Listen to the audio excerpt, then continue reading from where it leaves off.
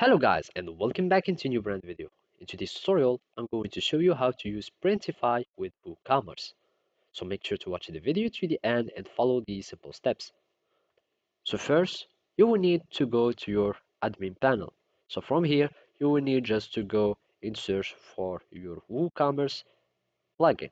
So as you can see, I already have my WooCommerce with my WordPress website, and simply all we need to do is to add a Printify extension. So I'm just going to click on WooCommerce, and then I will need to go to extension. So here, by clicking on extension, we will see already Printful or Printify that will be here.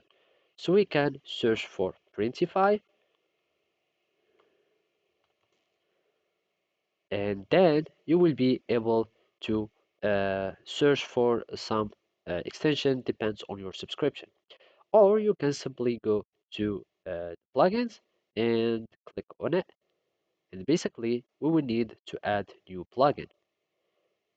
Then we need just to search for Printify or Printful, and as you can see that there is this Printify for WooCommerce. All we need to do is just to click on install, and after that we will need to activate our extension or our plugin.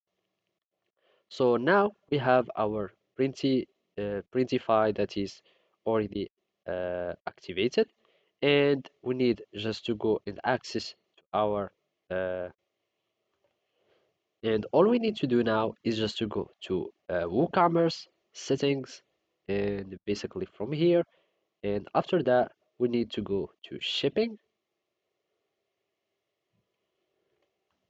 and then we need just to go to Printify shipping.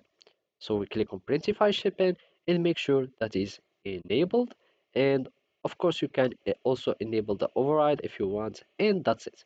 So by that, you have enabled Printify with WooCommerce. So thank you for watching and see you next time.